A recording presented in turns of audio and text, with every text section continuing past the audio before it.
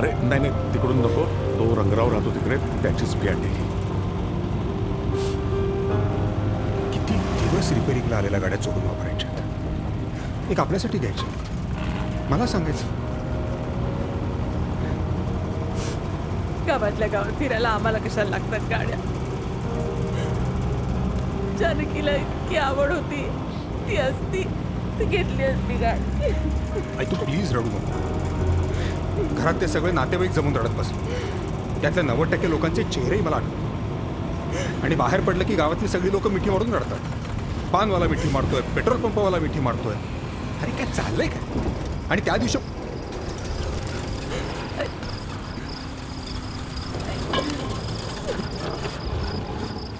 मी बघतो. रिपेअरिंगला आलेलं वाहन बिघडायचंच बघतो. बाबा मला तू तिकडे जाऊन राबलास, त्यामुळे इकडे आमच्या सगळ्यांचं खूप भलं झालं.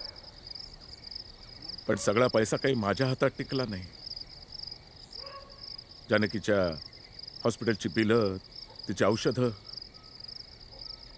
गेले 5-7 वर्ष सतत तेच चालू होतं. गाडी नाही घेऊ शकलो, पण आमच्या परीनं तिला जेवढं खुश ठेवता येईल तेवढं ठेवलं आम्ही.